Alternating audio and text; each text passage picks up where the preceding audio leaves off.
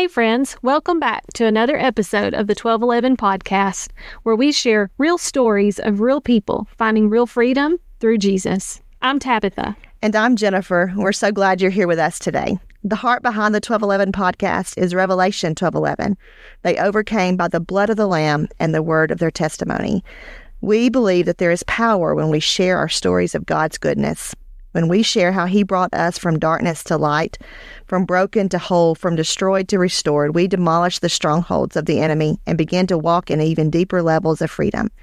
Not only do we experience true freedom, others who hear how God has rescued us will begin to believe that freedom can be their story too.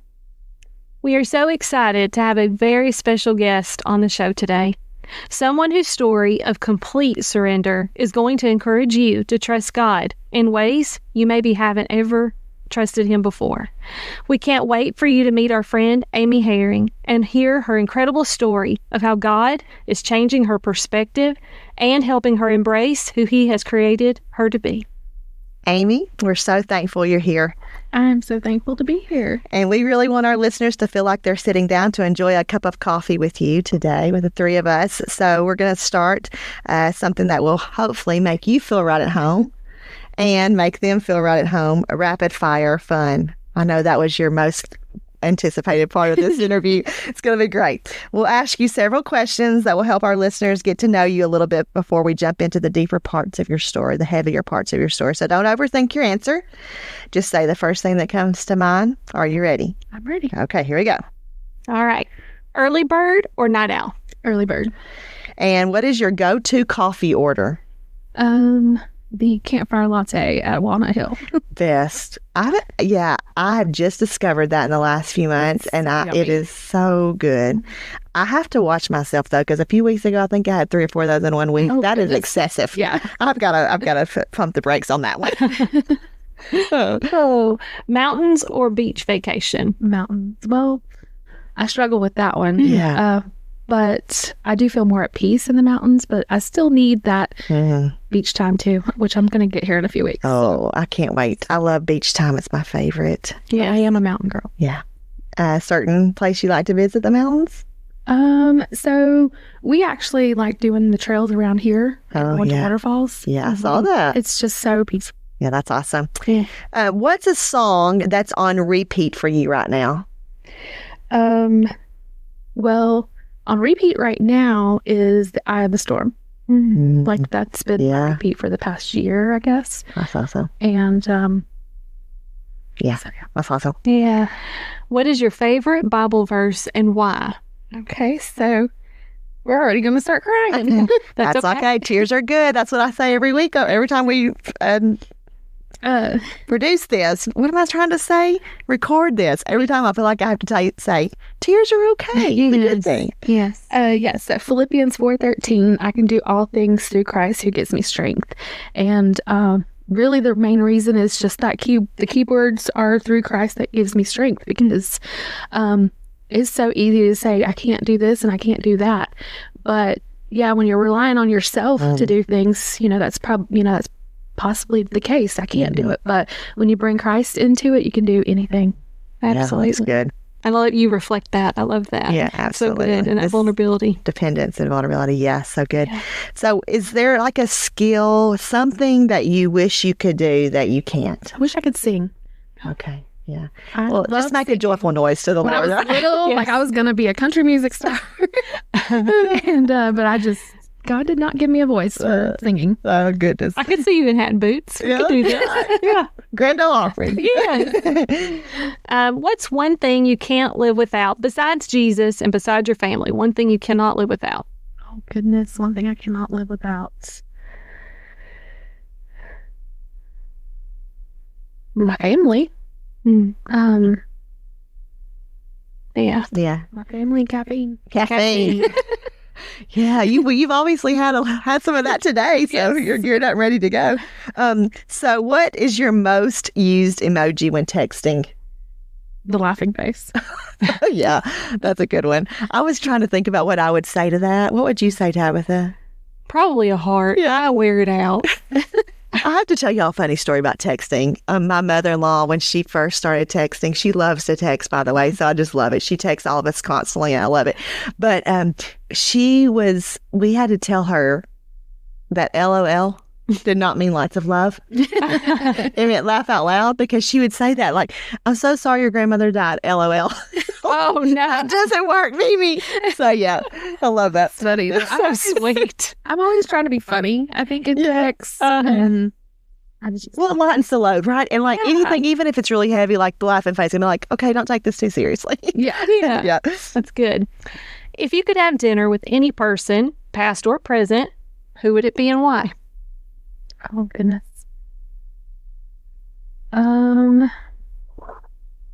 So I've been reading the Bible every morning, doing the Through the Bible. Yeah. And I've been reading about Moses. Oh, yeah. And I was telling my daughter the other day, I was like, I would love to just sit down and have dinner with him. Yeah, there you go. And, Yeah. He's going to remind me of all the goodness that God has done for me, and then what God is going to do for me in the future. And like, I just feel like he'd be wise and calm. Yeah, I just picture that. Yeah, and I think about like what Moses' first reaction was when God called Moses, was like, I can't, and he pointed to someone else, like, what about him? Yeah. But then I think about the kind of leader Moses was. It was remarkable. Like, it's the stuff that leadership books should be written about. Right. Yeah. So powerful. He was an incredible leader, and patient and kind and gracious and firm when he had to be, right? Yeah. And so I'd just love to just sit down and just hear what he had to say. Absolutely. All right. If you could describe this season of your life with one word, what would your one word be? Goodness, one word for this season.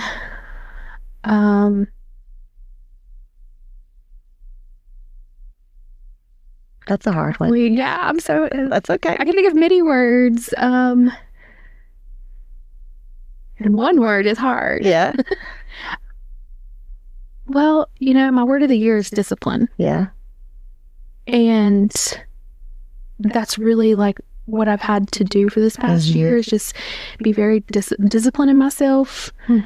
Yeah, that's good. Yeah, I gotta put things away that I'm used to doing, and that's a discipline.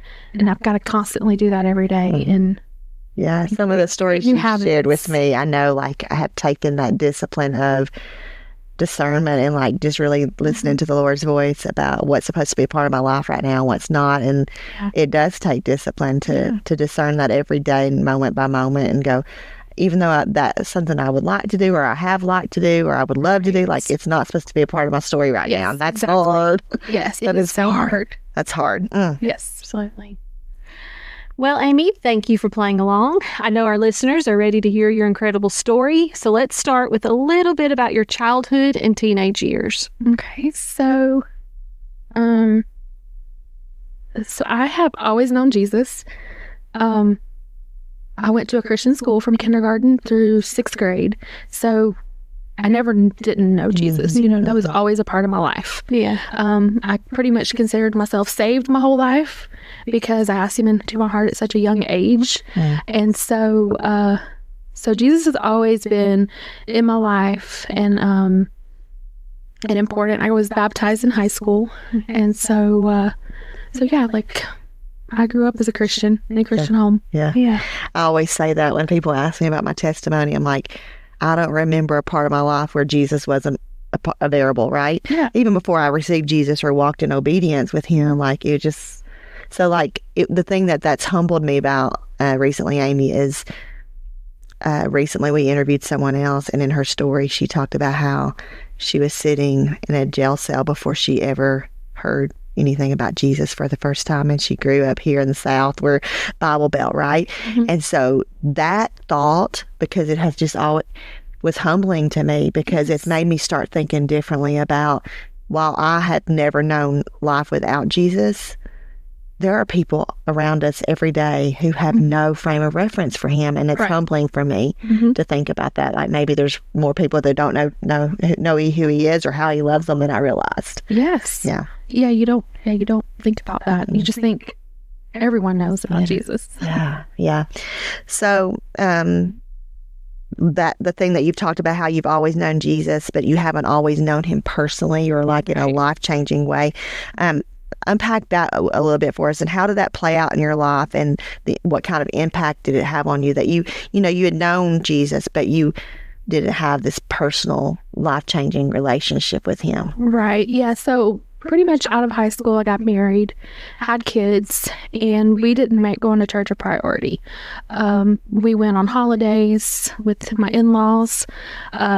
My mother-in-law took my kids to church some, and so I'm so thankful that she took them to church, and they learned about Jesus that way because we weren't teaching it really at home. I sang them, Jesus loves me, sure, when they were babies and that, but I wasn't teaching them anything. And so I'm very thankful that my mother-in-law, sorry, it's okay, no, it's good, church, yeah, and because my daughter is wise beyond her years. Oh by my the gosh, way. yes. And it all started because my mother-in-law took just a little seed planted, right? Yeah. Yes. And so we didn't make church a priority, like I said.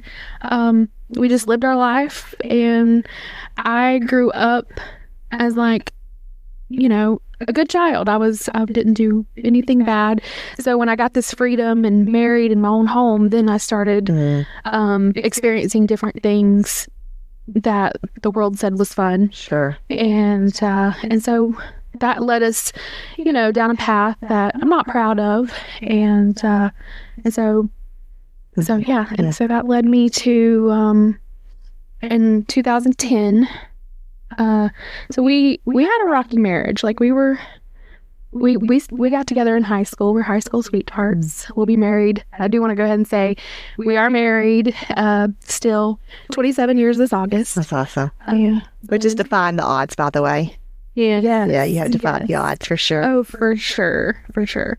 So in 2010, I had an affair, and I was dead set on getting a divorce. Like, no one could tell me anything different. I was getting a divorce, had it all figured out where I was going to stay. And a friend of mine reached out to me and asked me to go to a couples class at her church. And I was like, there's no way I'm going to do that. And she's like, just give it a try. And I'm like, it's not going to work. It's not going to work. Like, our marriage is too far gone. And if he was to even find out that I had an affair, like, he's not going to forgive me. Like, even if, because at this time, like, he still didn't know I had an affair. I just was telling him I didn't love him anymore, and I just wanted a divorce. And so she kept on inviting me, and I'm like, you know what? Fine. I'll give it a try. I'm going to prove it to you. Thank goodness for that friend. Yeah, she was persistent. But I was like, okay, I'm going to give it a try. It's not going to work. He's not going to go to church. This isn't going to work. Can I ask you a question? Sure. Did your friend know what was going on in your life at that moment? I mean, I know she knew that you were on a divorce. Did she know the deeper story or no? I believe she did, because she did have a similar story, and so I do believe I confided in her, and so yeah, I was like, I'm just gonna prove to y'all that this church is not gonna fix our marriage, and so yeah, God proved me wrong, and thank God we started going to the Wednesday night couples class. And it was on Laugh Your Way to a Better Marriage, Mark Gungor. Laughing face emoji. Yes. Yes. I love to laugh. See, there you go. It's always been a theme. Yes. And the first class was very good. Did you go by yourself? No, we went together. He went with you. Okay. Yeah, we went together, and we really enjoyed it. And so I was like, okay, well, if we're going to give this class a shot, we'll go to church on Sundays. And this class was at like a Pentecostal church, and I grew up in a Baptist church. And so I was like, we'll go to this class on Wednesday nights, but on Sunday we're going to go to the Baptist church. Yeah. And so But I really loved the people that we met at this church. So we went to the Baptist church one Sunday. We went to this church on the next Sunday. And for that first month or two, it didn't matter which church we were in. It was like God was speaking to us. Awesome. That's beautiful. And I mean, we could have been the only people in the sanctuary. That's what it felt like, because he was just hitting spot on to things we had going on that no one knew about. Yeah. And so, like, just that in itself was very powerful. And then I started thinking, okay, like this might work. And like, we're going to continue to go to church. You know, this might work. Yeah. Yeah. I think what she was just sharing is it's such a reminder to me. Something we were just talking about this morning is just like, God knew exactly what you needed to hear, right? Mm-hmm. But the cool thing is there were probably a gazillion other people in that who felt the same thing. Isn't that how he is? He's such a good God, like so personal, and he meets us right where we are, and he lets us hear what we need to hear in the season we need to hear it. And that's his grace over our lives. Like when we're running from him and we're like, I don't need you, I can do this without you. He's like, oh, just watch. Sit back and watch how this happens. So, and that obedience in you, because I think of the scripture that came to mind, that friend kept asking, and it's like, but it was God who was asking, sitting at the door knocking. And for you to, we just had to step in. Yeah. And give it, and like say yes to him and give him a chance. Yeah. Absolutely. So I think one of the things I've heard our pastor preach on recently and talk about recently is like that it's pretty common for moments of like desperation or disaster to create in us a realization of how deeply we need help, that we don't acknowledge when things are going our way. Right. And so that moment of desperation for you and disaster, like divorce, he talks about the D words, divorce, disease, death, all these things that sometimes are so tragic in our life. And yet sometimes it is the very thing that puts us in a place where we're willing to consider even turn our gaze toward Jesus as a possibility. So talk a little bit more about how that moment of disappointment and despair changed everything for you. You've unpacked that a little bit, but like, how did that end up changing everything for you and your family? Well, it made us we were going to church. We started taking our kids to church. Our kids started learning more about Jesus. During this first few months, God was working on me, because here we are going to this couples class, and I still have not, like, we're a few months in and I still haven't told my husband about the affair. And so, wow. Yeah. So God was working on me, like telling me, like, you know, you've got to tell him. And confession. There's not really like power in that, but it's scary. It's terrifying. Yes. And God just kept telling me, like, I've got to tell him. And I'm just like fighting it. Like, because the enemy's telling I'm like, you, no, don't do that, right? Tell him. What if I don't tell him? What will will it be that bad? It's okay if he doesn't know. Like, I'm following you now, Jesus. Like, why is that so important? But my husband had this stirring in him, knowing that there was something else that I wasn't telling him. And so that was causing a rift between us, because he knew there was something else. He didn't have proof, and I wasn't telling him. And so it was a stir in him, and that would lead us to arguing, right? You know, because he would be miserable, he would be unhappy, and he didn't know why. And I knew, you know, I knew down. And so I'm like, you know, I'm fine with living not telling him, but he's not. And you thought you were. Yeah, I thought I was. You know, what we do know is like those unresolved things eat away at us over time. And I think it ends up becoming a stumbling block for us, because as my husband and I teach marriage class from time to time, that's one of the things we talk about is like those things that we tend to like lift the rug, sweep it under, lift the rug, sweep it under. And it works for a while. Yes. But over time, that becomes a trip hazard, because you've lifted and swept, and all of a sudden there's this hump in the rug. Everybody's like, what's the deal with the hump in the rug, right? The lump in the rug or whatever. And I think that that's the enemy that wants to kind of tell us we don't have to be real with our stuff. We don't have to be truthful or forthright. And I think it's a way that he keeps us captive, because when we live in secrecy, when we live in the darkness, and it isolates us, or it creates fear and anxiety, and it creates guilt and shame and all these things that we're trying to walk in freedom, but we can't, because there's this thing that nobody knows and we know, and the enemy uses that against us, right? Constantly plays over in our mind and just lives rent free in our brain about that. Yeah. Yep. And so, you know, here I am. I'm like learning more. I'm learning a new side of Jesus that I had never experienced before, because we were doing counseling, and just the counseling with her and the things that she was telling me, like only God knew. Like, and so I'm drawing this closer relationship with God, but there was still this thorn that was still sitting there. And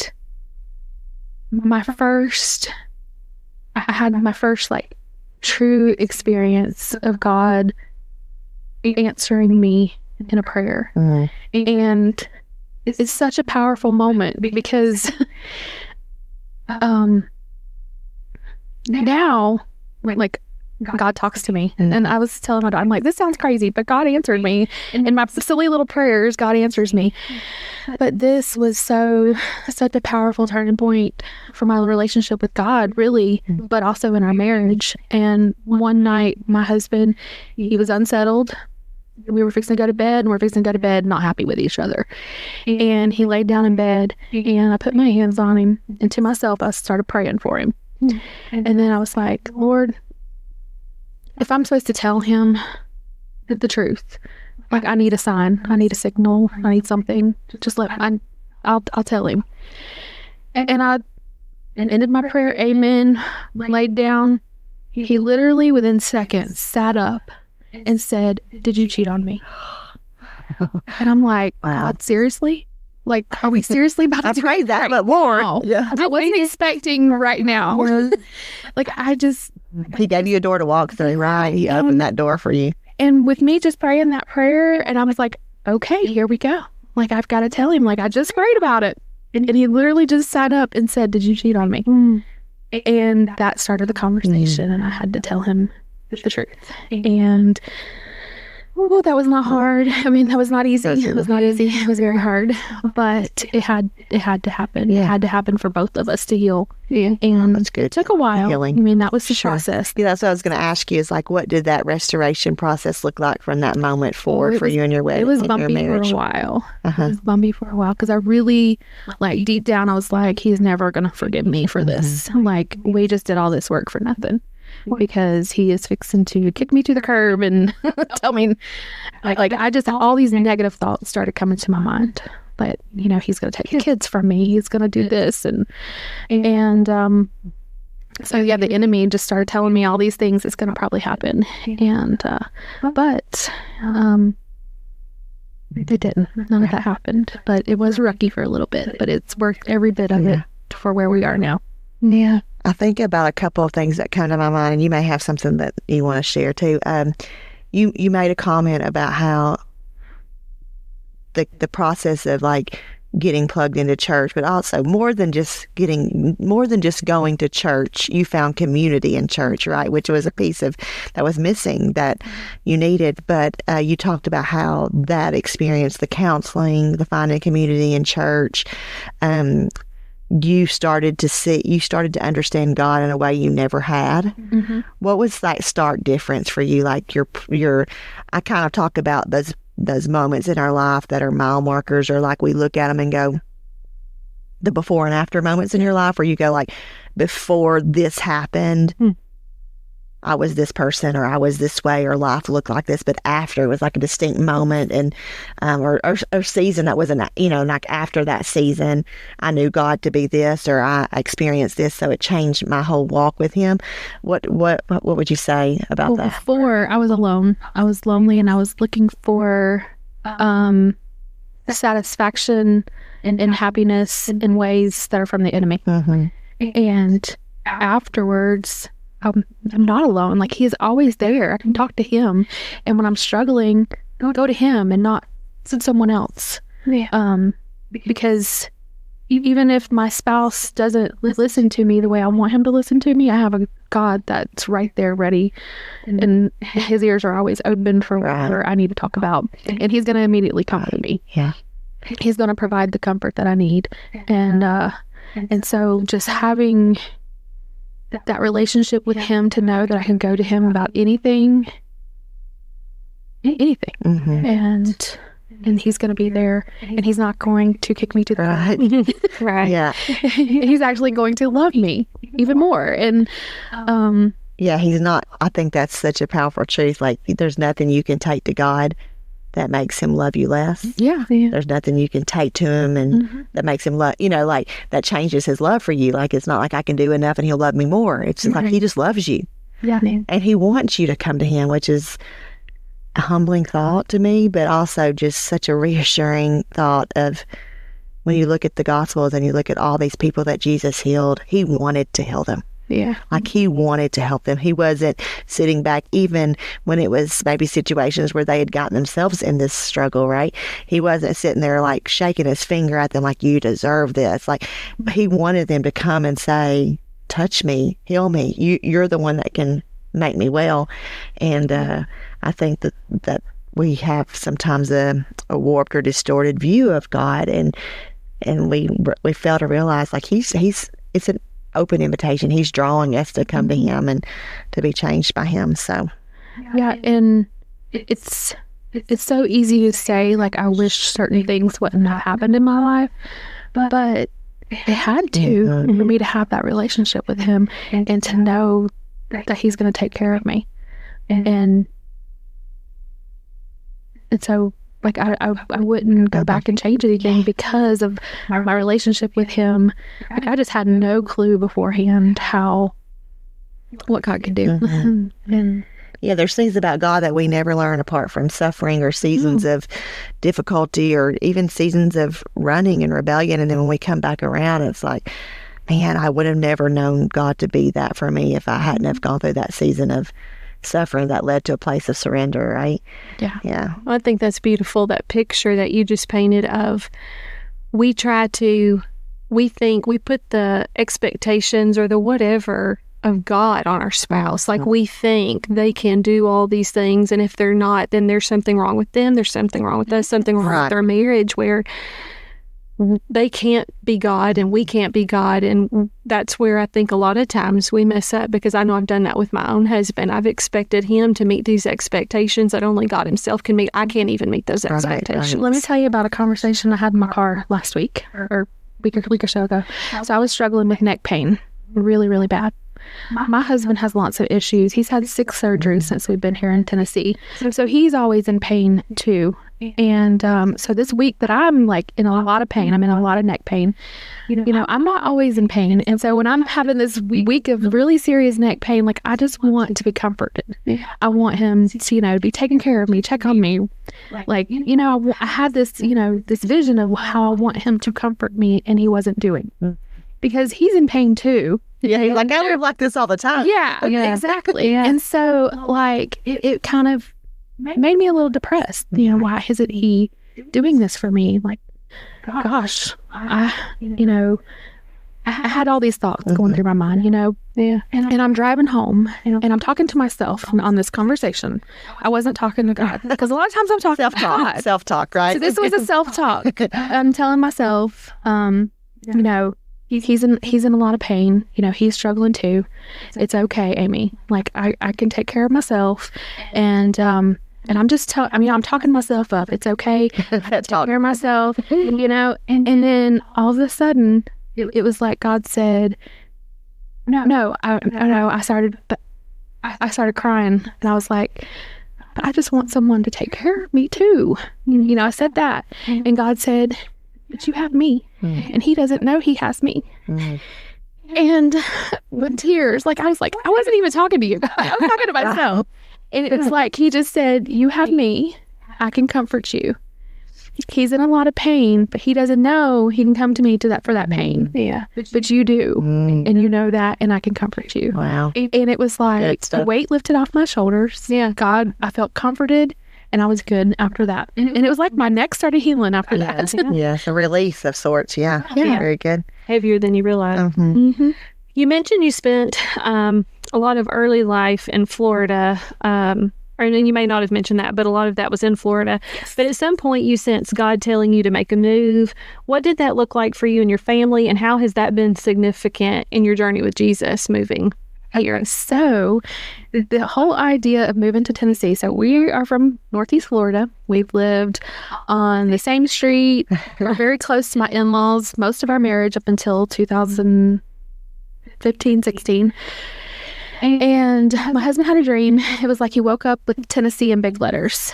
And he's like, I think we need to move there. And I was like, you are Like, crazy. did you eat Mexican last night for dinner? What happened? Did I just stay up too late? What did you do? Too much coffee? My photography business was going good. We had an auction business. Like, it's not a good time to move. And like to go to a state that we have, the only time we had been in Tennessee was in 1998 for our honeymoon to Gatlinburg. That was the only time we've been to Tennessee. Yeah. And so I'm like, let's go visit. Let's go on vacation. And so a guy that we went to school with lived here in Winchester. And so I started like Googling the area, and he was talking to him, online. And so I found Tim's Fork State Park. I said, let's take the kids camping. So we came up here and camped in a tent for a week at Tim's Fork State Park in August. This was a very unusual August. The weather was beautiful. Oh, good. It was cool at night, and it was like nice during the day. We're like, this is amazing. Like, this is August. Like, August in Florida is bait and switch is what we call it, because it was not that way all the time. We haven't had a pretty August since. But we just fell in love with the area. The following year, we camped in Bryson City, North Carolina, and we drove around East Tennessee a lot. And it was just too mountainy, too commercialized. It was just not what we didn't really care for that area to live. Right. It's beautiful to visit. Yeah. But we really fell in love with this area. We did so much that week that was free or cheap with the kids. And then we stayed in a tent the whole week. Like, this was like our first real vacation that didn't include a location with the family. We have family in Alabama. We have family in North Carolina. So this was like our first, just us five getting away. And we had the best week here in Franklin County that week and surrounding. And so when we fell in love with the area and realized we wanted to move here, we tried to start making things happen ourselves. Because I had a list. We got to have a job. We got to sell our house. And we got to have a house to move in. Like, I had a list. And it needed to go this way. Yeah. Well, none of it was happening. So, like, we're talking like a good year or more of trying to make this happen, and nothing was working. And so my husband's like, this was like beginning of December 2015, I believe. My husband was like, okay, I'm done trying. If we're meant to move, God will make a way. I done told him I'm done trying. If he wants us to move, we'll move. So we had an auction business at the time. So we were like, let's just have a liquidation auction and just get rid of a bunch of stuff. And so for January 2016, we planned a just like liquidation auction of our own stuff, and just to get rid of a bunch of things. Well, we went ahead and advertised that. Towards the end of December, the guy that he knows up here, they called. My husband was like, hey, are you still wanting to move up here? So he was in a band, and they were looking for someone to drive him. And she's like, would you be interested in driving our band to all of our shows? And he's like, well, I got to talk to my wife. And he hangs up, and I'm like, oh my gosh, this is Right. You just gave it to God, and then like a week or so later you got a job offer. Like, it ain't the most ideal thing, but I believe It's not what we would come up with, but hey, here we go. yeah, everybody is going to think we're crazy. Oh yeah. And so this is the end of December now. So he says yes to this job that has to start in February. And we changed the wording of our auction to moving estate auction, and sold almost everything we had. And you know how hard it is to find a place to live when you're several states away. Right. And you know how hard it is to find rentals here in this area. Very hard. Okay, so we moved here with a trailer of what we had left from the auction. No house to live in. And so we moved here on faith. Like, this is where God is taking us. And so he's kind of an Abraham moment, right? Like, I will show you where to go. Pack up your stuff, head that direction. I'll show you. So we got here with our stuff, and our plan was to. So we stayed at Tim's Ford State Park in one of their cabins for part of the week, and then when they were on the road for shows, me and the kids house sit for them and their dogs. And so when they were gone, we'd stay in their house. When they came back home, we would be either in a motel or a cabin on the lake. And so we did that for a few weeks. And during that time, a house came available. We just had to wait for them they had moved a house from one property to another. So we just had to wait for them to set it all up. And God provided that rental house for us. And we stayed there a year. And then the whole time, like, we were in that rental, like, we couldn't sell. We still had our house in Florida that has not sold. And that was the first thing I wanted to happen. And it was the last thing to happen. Yeah. Because it's like, I got you, girl, but you don't get to call the shots. Yes, exactly. Goodness. Yeah. So that was a big test of faith there, and trusting that God will provide. And in the house that we live in now, like, we would go out looking for houses to buy, and somehow the roads always led us back by this house. And it was not what I dreamed. It was my dream house. But I did say I wanted a small house, because one day the kids are going to be gone. I don't want a big, huge house. I just want something small. And so the house that we live in was just part of the plan. Yeah. And so... Awesome. So you come to Winchester, you set up your photography business here. That was a huge part, and that's how I first actually met you, Amy, as when you were at an event and doing photography. So, but through that process, even like your photography business and then settling here in Winchester and kind of finding your bearings, I know that in the last couple of years, you have really felt the Holy Spirit nudging you in some other ways, kind of pushing you outside of your comfort zone. So unpack that a little bit for us of what that has looked like the last couple of years since you've gotten here, settled in, had success as a photographer in our area. I do want to mention that first year that we moved here, like, I had a really hard time mentally with my business. I remember driving home to Florida because I was still going back to do some sessions down there. And I remember driving back one time crying. The closer I got to Tennessee, the more I would cry.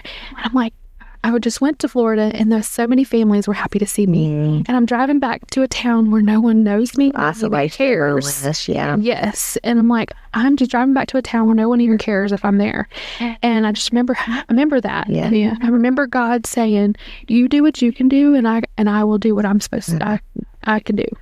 And that just played over and over in my mind. Like, okay, and I even like had this conversation. If I'm meant to do photography here, God will find a way. I just do what I can do, and he's going to do what he can do. And he did. Yeah. And he did photography here. Very well.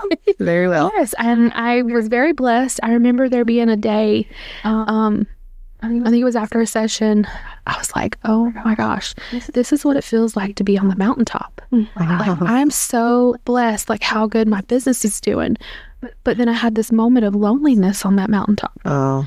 Because I spent every waking moment doing my business. Yeah. And I loved it. Sure. I had no complaints. Like, I love what you were doing. What I was doing, and I loved doing it all the time. But my family did not. And my family suffered from me working all the time. And so when I had that moment of feeling like I was on a mountaintop, it was very lonely. And I was like, this is not what it's supposed to feel like. Yeah, you felt like you had no one on the mountaintop with you, right? To experience it or to celebrate with. And I'm like, this isn't right. This isn't a true mountaintop. Like, this is just putting myself on a pedestal. And this is not the way it's supposed to be. And my family suffered. We actually went through another separation in 2020. My husband and I actually separated that time, and I really thought that was it. And you know, in my mind, I'm like, I could take care of myself, but I neglected my family. So it isn't any certain person's fault of why anything happened. I played my part in neglecting my family and not being there for my husband and my kids. And And I just engulfed myself so much into my business because I had this mindset of how things needed to be. And I was trying to control everything. I was trying to pay all of the bills. I was trying to do it all myself. And I thought I was doing the right thing, but I was missing church. I was missing Jesus. I was missing that relationship with God that I didn't have time for. I had no time for church because if I wasn't shooting, I was editing. And if I did anything outside of that, it had to be like planned right so I could still edit. And so I remember going into an office and I said my name and they're like, "Oh, you're the photographer." And that used to make me feel good, but then I had this moment where like that's all they know me by.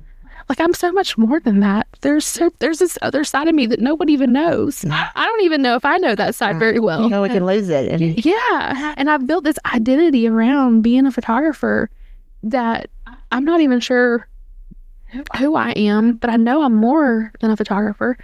And so it was around then that I knew I was meant for something more. And even though I did share about Jesus in my sessions sometimes, like when people ask me how I moved here, I would tell them how we moved here on faith and tell them that story. But I still felt called for something more. And I knew I needed to get back into church. But it was like, okay, how am I going to make this work? Because I got bills to pay. And so I prayed about it. Around this time, Taryn invited me to Estelnaz, and what's so funny is I did a wedding at Estelnaz not long after I moved here, and when I walked into that church, there was a spirit in that church that made me feel like our home church back home, and it felt so good. And I did visit, but then a busy business kept me from coming back and we visited quite a few churches, but I didn't make it a priority. I was making my business a priority. And so when Taryn came in for a session and she invited me to church, I'm like, "Oh yeah, I visited there." And she was like, "We just got a new pastor. I think you'll love him. And he's got such a sweet family." And so I remember getting online and watching one of the services, and I'm like, "Okay, I think I like this. I like going to church and being able to leave and understand what was preached." And also I wasn't I'm learning every time. Like I'm wanting to be a better person every time I leave church. Stretching you, right? And growing. Yes. Yeah. And so I really enjoyed it. And I'm like, okay, I want to do more than just Sunday. And so the only way I could do more is I've got to make some serious business changes. And so I prayed about it. I made some big changes, and I told myself, I'm like, okay, it's either going to go two ways. Either God is fixing to truly like bless me, or he's fixing to close my business. Like it's going to go one way or the other. But guess what? I don't know anything. It didn't go either way. It went right down the middle, and God had another plan. And so and at first I'm like, I know this is from God. Like he is providing all the steps. This brought my daughter back. She worked for me. And so like in the beginning, I'm like, okay, I know this is from God. Like he's giving me all the signs. This feels good. I know this is what I'm supposed to do. And so we started doing it, and it was going good for a little bit. And I started getting more involved in church, and I signed up to be in the nursery. That's the first place I'm going to do because I love babies. Yeah. So I signed up to volunteer in the nursery, and then I signed up for the connections. Yeah. And it was like the more I was getting involved in church, the more I'm being attacked personally and in my business. Yeah. And all of a sudden, what was working was not working. And I'm started, questioning, did I make the wrong decision? Was that not God? Because it's not going the way I thought it was going to go. And so I'm like, did I misread all the signs? And I was just, for me, struggling financially is not fun. And I don't want to talk to anybody about it. Sure. That is one thing I just want to put on a smile. I'm like, It's all okay. It's all okay. yeah, we're good. Yeah. And I don't want It's humbling, and right? another thing, Yeah. I don't like asking for help. Yes. Yeah, I don't like asking for help. And so that's when the enemy started attacking me mentally, like telling me I'm not good enough. I remember having this thought, well, right when the changes started, or when I talked about making changes, I said, I'm working 7 days a week, that I absolutely love, but if I was to disappear today, all of my clients, they're not even going to come look for me. They're just going to find a new photographer and move on with their life. Mm. And I have like sacrificed so much with my family. And it's like with any kind of job, Yeah, absolutely. any job you have, like they're going to easily replace you. And you got to be living for your family, and you got to be there for your family. So you got to, what's most important. And so that was another like early realization, I could disappear tomorrow and no one's going to care. They're just going to move on to another photographer. And here I am losing my family. Right, but that you're for this. not going to be able to be replaced as a mom or those roles that no one else can just step into. Yeah. Yes. And so that was part of my, making my changes and stuff and doing what's best for my family and for my relationship with God. And so, but this point January a year ago is when the enemy was like, you're not good enough. You're like, you're just horrible. Like, this isn't going to work. You're not a good photographer. You're not as good as you think you are. Like, all of these negative thoughts. Plus on top of me trying to figure out what to do with our finances. And I'm trying to like fix everything and nothing's working. Yeah. And I remember thinking about spiritual warfare. That came up, and I'm like, oh, that's what this is. This is spiritual warfare. The more steps I take to go to church more and get involved, the more I'm being attacked. And so why is the enemy attacking me so bad? But before I realized it was spiritual warfare, I did question God. Sure. Like, why are you doing this to me? Yeah. I'm a good person. Right. I haven't done anything wrong. Like I had that one mistake 15 years ago.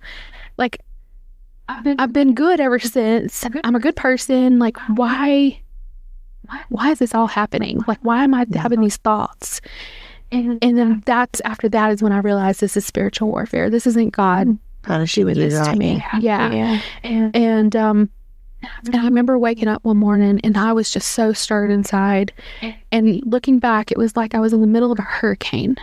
And it's not a tornado. A tornado is fast, small, and quick. This was a hurricane. This was a slow-moving storm that I was in the center of. And it was a huge storm around me. And it was like good and evil was battling it out around me. And I'm like, I cannot fight this on my own. And I'm not one to ask for help.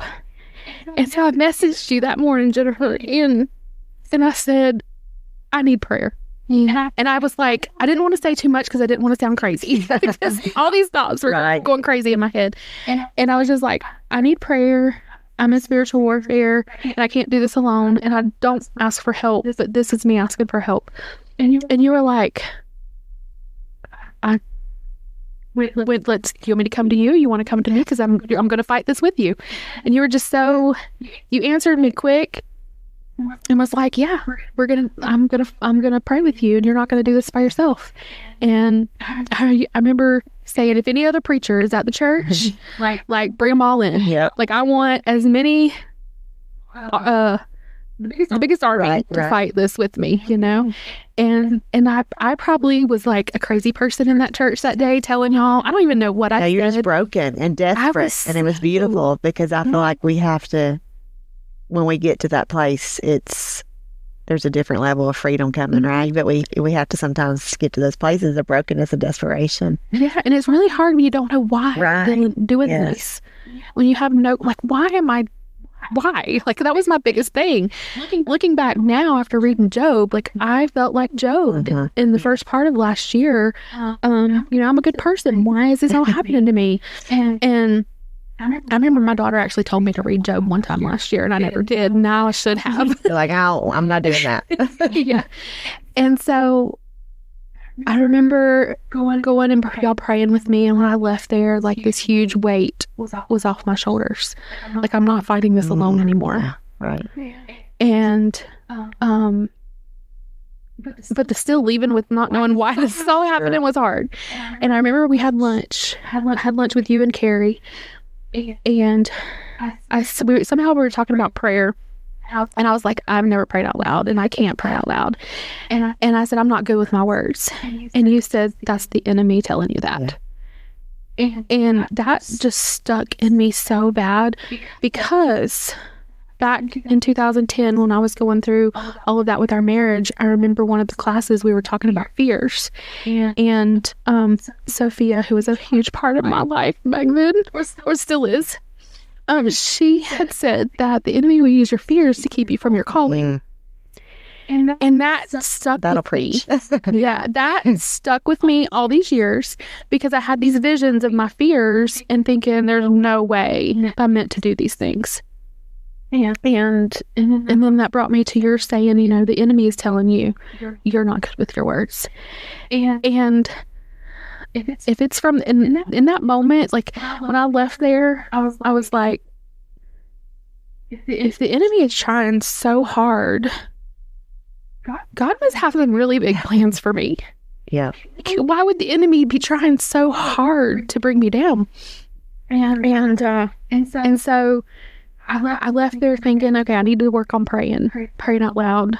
I feel like that's something I need to learn to work on, but it's one of those things that you just brush off, like, I don't even know how to start doing that, And so in May of last year, I was at the baby fair, and during this time now, from January to May, I had been praying, asking God to show me what He has for me. And so in May, I was at the baby fair, and around the corner, Life Choices was set up, and I overheard them talking about volunteering. Now, there was lots of people in these halls, and how that got to my ears, like it was God. Like, that's the only thing I heard that day. And so I was like, let me go over there and find out about this. So I walked over and I talked to them about volunteering. They're like, yeah, just put your name right here and we'll give you a call. And so that was on, I like the dates. Yeah. I loved the dates. So the baby fair was on May 11th. And May 19th, you preached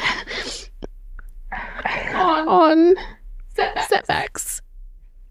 And I remember when you started talking, like the tears, like I was sitting in my seat with tears falling down the whole time you were preaching. And I was tired of trying to fix everything.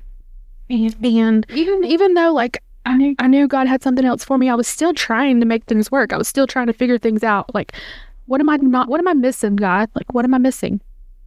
And so when you were preaching about setbacks and it's time for a comeback, I remember that I'm done trying. And when you finished preaching, I couldn't get to the altar quick enough. And I feel like the whole everybody in there probably heard me crying on the way to the altar, because I just could not hold it in any second longer. And that service, like, I just gave it all. Like, I'm tired of trying. Whatever you have for me, Lord, like, that day, like, I gave up and let God take over. And I'm like, this isn't about me anymore. This is about Him, and whatever He has for me, I'm going to trust Him from here on out. Because no matter what I do, it's not working. And so I need to just chill out. And like, God was telling me to rest. It's be still, right? I love that verse in Exodus where Moses tells the Israelites, the Lord will fight for you. You just have to be still. Right? Stop fighting for yourself. The Lord will fight for you. Yes. And so the baby fair signed up 11th on May 11th. That preached, and I went to the altar on May 19th. May 22nd, I had my first training day at Life Choices. It's not with clients. It's just a training thing for new volunteers. And then on May 28th was my first official day in person training, like where I'm actually around clients. And I remember that first training day, she casually mentioned that we pray with the clients. Like, if you're a client advocate, you pray with the clients. And I remember, like, my heart sunk.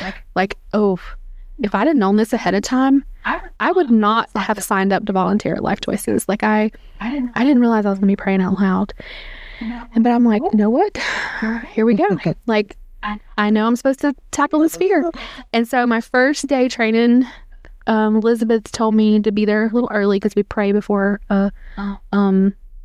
we pray together before our shift. And that was my first time on May 28th, praying out loud with Elizabeth and just, praying before we get started. And the next day on May 29th is, I was looking in the mirror, my tongue was sore, and I found this white patch on the side of my left tongue. Well, the left side of my tongue. And so, like, I literally prayed out loud for the first time on one day, and the next day I have this white patch under my tongue. And I was like, what the heck? And I kind of brushed it off. Let it go by all summer. Into summer, I'm like, okay, I probably should check on this. So I Google it. And everything I was Googling was scary and like the worst. And I'm like, oh my gosh. Like, seriously? Like, this could be the C word? Uh-huh. And I was not expecting this. Like, and I started like replaying everything. And I'm like, are you kidding me? I prayed out loud one day, and the next day I have this? Like, enemy, stop. Right. Like, I was like, you've got to leave me alone. And I just felt like that was just a huge attack from the enemy to try to stop me. Mm-hmm. And then I was like, whew, I got to get this checked out. Normally these things are long and drawn out, months. And I went to my first dentist appointment, immediately referred to an oral surgeon. That was going to be a month out. God made a way, and I got into an oral surgeon in a week. Got my, like, it happened so fast, my results. Thank God it was not the most serious case. But before I found out, I had this moment with God that if it is, it's going to be okay. I mean, he's brought me this far, and the enemy is trying so hard. No matter what, God gets the glory. Yeah. Like, I had set in my mind, if it was the worst case scenario, I'm fine, because no matter what, God's going to get the glory in all of this, and I'm still going to share. As if he takes my time away, I'm still going to find a way to share. So I was having, telling the enemy to leave me alone. I was constantly like, get away. Right. Like, you're not welcome here. I was full out, because not only was he attacking me, he was attacking my family too. Yeah, absolutely. And I remember, so I had a lot of enemy get out of my house moments last year. And tell us, bring that up, I know, so you started volunteering at Life Choices, and then one thing's led to the other, and now that's become a passion and part of your identity, right? Now you're no longer Amy the photographer. Yes. So I love volunteering at Life Choices, and I love the relationships that we have there. I now love to pray with the clients, where that was so much fear in the beginning. I actually love praying with them now. And but I had a lot of self-consciousness, like, over the I was very self-conscious about my prayers, because I'm very simple-minded, and I didn't have these beautiful prayers that other people pray. And so I always thought that was a handicap for me, and that I'm not supposed to pray for people because they're not pretty prayers. They're very simple prayers. But through lots of guidance, like counseling, I know Elizabeth sent me a couple videos on praying. Like, God made me the way I am for a reason. For the people you're supposed to reach. For the people I'm supposed to reach. And if I cry through a prayer, that's part of it, because I'm probably going to cry through a prayer. If it's simple, that's just the way it is. It's the way God made me. And so I came to terms with, I am how God made me, and he's just going to use me however that is. And so I was doing some at-home training November of last year, because we have classes that we can take as advocates to be better advocates. And so I was doing some training at home, and I remember doing this one training that was about your goals and desires as an advocate. And goals are things you can control, and desires are things that you can't control. And so what are your goals and what are your desires? And I remember at the end, it was like, what are your desires? And I typed out, be a Life Choices Center Director one day. And then I was like, I wonder if anybody reads these answers. and also, where did that just come from? Yeah. Like, wait a minute. Erase. Like, I just started volunteering in May. Like, who am I to think that I want to be a director one day at one of the centers? Like, that's crazy. We got years from now before that. So I erased it because I was worried someone would see my answer. Submitted it, was done. No one sees those answers, by the way. And so a week later, we're at the center, and I told Elizabeth, I was like, it's got to be hard what you do. She's our director at the Franklin County Center. So it's got to be really hard what you to do and keep up with all of us volunteers and making sure we're putting everything in the computer right. And she just kind of paused. She looked at me and she's like, yeah, but you could do it. And I'm like, I froze. And the energy, the Holy Spirit was all over that room. The energy just changed. Another girl, Sarah, that was in there, she's like, whoa, what just happened? And I said, I think I could do that one day. And I said, I was just doing a Bible study last week, and I almost wrote down that I wanted to be a center director one day, but I erased it. She's like, Amy, are you serious? Like, we were like, what just happened? Like, God just made that happen. And so that led to, like, a week later, she messaged me and she's like, hey, I want you to come into the center. Let's talk about this holy moment we just had, because there's a reason for this.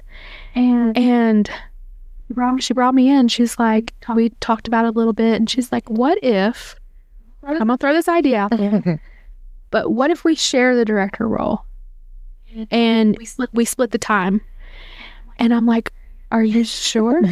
Like, are you serious? Like, I just had all these doubts. Like, the enemy just came in and gave me all these doubts. Like, are you sure about this? And so she's like, go home, pray about it. Come in next week, and I'll start training you on what I do, and let's see what you think. And I remember my first day training, I was in the shower. I talked to God in the shower a lot. And I'm like, Lord, are you sure? Are you sure this is what I'm supposed to do? And I'm like, because I don't know enough Bible verses. Like, what if, I just don't feel like I know enough. Like, I just have this vision on like what that should look like, and that's not me. And it was like immediately he answered with, you just have to love them. I just need you to love the clients. And I'm like crying in the shower. I'm like, I can do that. Like, I can do that. That's easy. Like, I love people, and I can do that. And so I said, okay. And so that was a step in saying, okay. So here I am now. I'm the assistant director at Life Choices, and I absolutely love it. Right. Surrender is scary and it's painful, but it's beautiful, the other side of surrender. And I've loved that I've gotten to get somewhat of a front row seat to that journey of yours. And I'm going to cry too, Amy. Just seeing what true surrender looks like, and the outcomes of that, and just this beautiful story that we get to be a part of that we never would have imagined had we held on to all the things that we thought were so important. Or so I want to... Yeah, there was... Sorry, I just wanted to... there was this one time last year, I needed to pay a bill, and I remember thinking, oh, I don't have money to cover it. And like, it was like, I'm on my way into town, and I'm like, what am I going to do? How am I going to get this paid? And we were going around the roundabout close to Winchester, and God was like, go ahead and write the check. And I'm like, there's no way. I'm not writing a check if I don't have the money in my account. Like, that's not going to happen. But he kept, go ahead and write the check. It's going to be okay. And so I got to the studio, and I was working, doing some stuff. And I checked my bank account, and I had a deposit that day that I didn't know was coming. Wow. And I'm like, but there was like so many moments like that last year when I fully surrendered and I quit stressing over how certain details were going to happen. God kept making things so good. So good. So, Amy, thank you for sharing. I'm sorry, I feel like this was long. It's good. It's as long as it's supposed to be, is what we think. So, thank you for your vulnerability. I truly, truly do believe that people are going to hear your story, and they're going to realize something that you shared you struggled with feeling alone at one point in your journey. And I think what they're going to realize is that they're not alone. What they have faced, someone else has faced, and that there's hope in that. I think they're going to find some steps, the strength and the courage to take some big steps in their own life of obedience that maybe they've just been sitting back because of fear. And that's the very thing that's standing in between them and their calling. And I hope that they're encouraged to truly surrender, to have that moment like you described on May 19th, where you just get to the end of yourself and say, I'm tired. I don't want to do this any longer. I'm weary and I can't keep doing it. So as we kind of start wrapping things up here, what is one nugget of wisdom that you'd share with our listeners? If you had a chance to sit down with them and share a meal and a conversation, what would you want them to walk away with? Just like one sentence, one nugget of wisdom that you would want them to walk away with. You're not alone. Stay in the Word. Find a church. Find a community, because we're not meant to do this life alone. I know, that's right. So true. Yeah. Amy, I believe that someone needs to hear exactly what you shared with us today. I know I needed it. Mm-hmm. There's no doubt that someone is listening today who will be changed by your words and your story. So is there anything else before we wrap up that you'd like to share with our listeners, especially those who might be struggling with surrender? So I'm going to do something very, very out of my comfort zone. Can I end this podcast with a little prayer? Absolutely. It's going to be little and simple. That's all right. That's awesome. Okay. Oh, Lord, thank you so much. Thank you for Tabitha and Jennifer. Lord, I just pray that this podcast gets to every ear that needs to hear these stories, Lord. Thank you so much for all you are doing for us, Lord. Thank you for leading us and guiding us every single day, Lord. I just pray that these stories land on the ears and the hearts that need them, Lord. That you're preparing every heart now to hear these stories. And if you're listening today, God loves you. God has a plan for you, and you're not alone. Thank you for all that you do for us. In your name I pray. Amen. Amen. Amy, thank you again for being our guest. We are truly thankful you chose to share your story that God is writing in your life. And the exciting thing is, He's not done. He's still got plans. Yeah, He's got big things in store. And to our listeners, thank you for joining us for this episode of 1211 Podcast. We're truly grateful and incredibly humbled that you choose to be a part of what God is up to here in this space. Be sure to join us next time on the 1211 Podcast. We'll sit down with a guest who's learning what it means to follow Jesus, even when life doesn't look the way she hoped.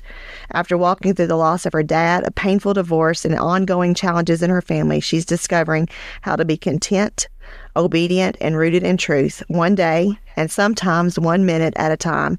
You'll hear her heart for mental health, authentic friendships, and the courage to let go of the image and grab hold of Jesus instead. It's going to be so good. I can't wait. And if Amy's story has encouraged you, please share it with someone else. Stories are meant to be shared. Stories matter. Stories have the power to change lives. Until next time, know that here at 1211 Podcast, you are more than a listener. You're a fellow traveler on the journey of life, and we pray that you will find His grace, mercy, and love to be more than enough for whatever you face. Blessings, friends.